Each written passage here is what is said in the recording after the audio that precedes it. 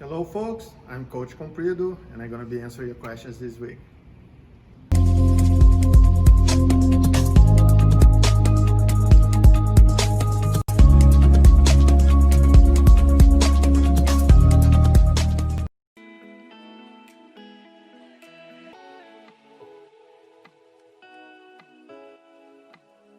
So if you have a training partner who is always very aggressive, you can obviously have a conversation with the person and say, dude, I really want to go light, I don't want to hurt myself.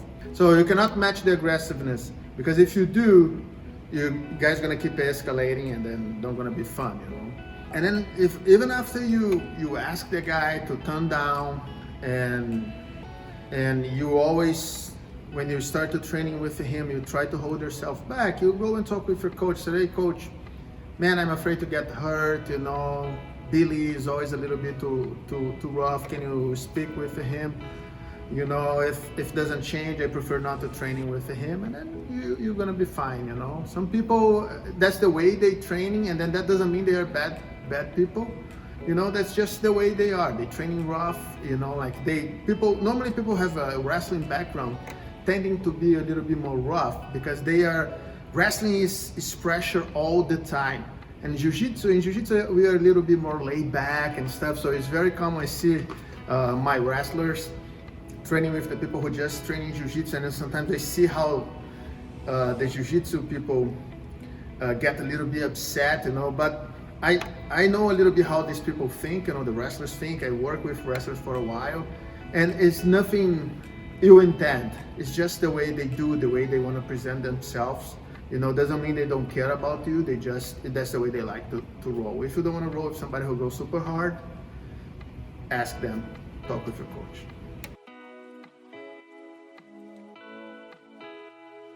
And seminars are a great way to get yourself exposed to different ways to do stuff. Now, maybe you know the technique, but you never seen the approach that this person gonna bring to you. Of course, it's always, you know, the possibility that this person gonna bring the instructor who gonna come to your place, gonna bring something that you never had seen before. But even if you had seen, it's a different way to explain the technique. I've been taught by people who learn from me, and they come back with a technique in a way that they could not recognize, because they developed the technique in a different way. They explain the technique in a different way. The approach is different, and then these always make your jiu-jitsu more rich. You know, I think it's very nice. You know, it's super important you have a core line, you have your instructor, the person that you learn from, but be open for different ways to thinking. You know, this is always gonna make your jiu-jitsu better.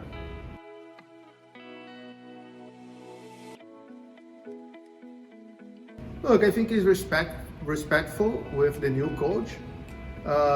If you remove your patches, but you can always go there and talk with him. Maybe your previous coach is somebody that you have a very good relationship. Maybe somebody that your new coach had a very good relationship. You know, you just change academies because you move to another place. You know, I have students who move away, and then I told them, hey, look for this guy here, and you know, the coach who received my students are glad to have them using or not using the patch. I don't make a big deal, but you know, if you go to somebody, on my academy is mandatory to use my patch. If the guy have a different patch, I don't make him take off most of the times.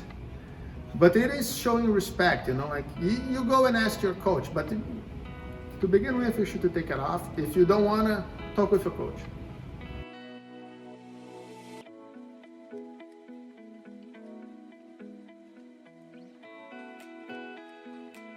Keep training, dude. Who cares? You know, your instructors knows best. Maybe you're a white belt, and maybe you're tapping people who are higher belts but never training. You're training more, who are smaller than you, who are being sick, who, you know. I tap somebody who are higher belt than me, means nothing. I tap for a lot of people who are lower belt than me. That means they are two-time absolute world champion? No. That means that day, that moment, they are being better. They were better than me. Nothing changing. Your instructor knows best. He's the one who's gonna guide you for this journey. You have to trust him. If you do not trust him, it makes no sense to be under him, you know?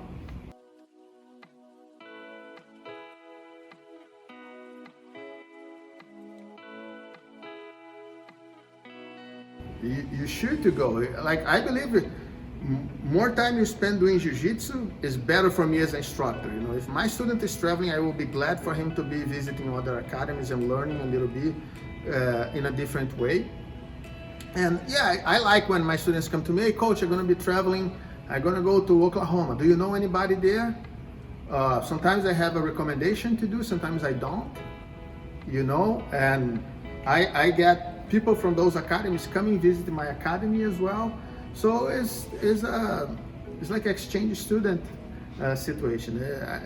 It is fine. You should do that. Every time you have opportunity to put your gi and go training, do it. But make sure you tell this to your coach. I'm pretty sure he's gonna be cool with that.